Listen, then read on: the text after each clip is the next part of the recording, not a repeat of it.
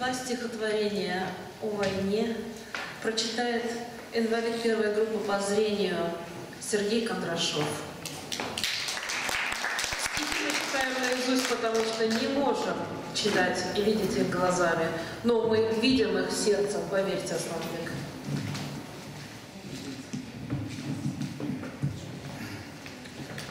«Знаменосцы» называется стихотворение. Я стоял, но руки ослабели, непослушно разжимались пальцы, подогнулись подо мной колени, разум прошептал: пора прощаться.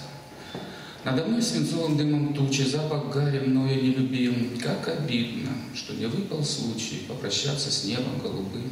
Я стоял, ударную волною развернула свернутый кумач. Знамя полыхало надо мною, а из горла с хрипом рвался плач. Я услышал голос: дай-ка, милый, ты дождись меня, не умирай. Покидало тело жизни силы, раскрывал свои ворота рай. Через миг больничная палата, разуму не верится никак. Я лежу в повязках на кровати, а у ног кровати красный флаг. На-ка съешь тушенки, юный брат, ты в больнице славно отощал. Наклонился надо мной солдат, тот, что мне вернуться обещал.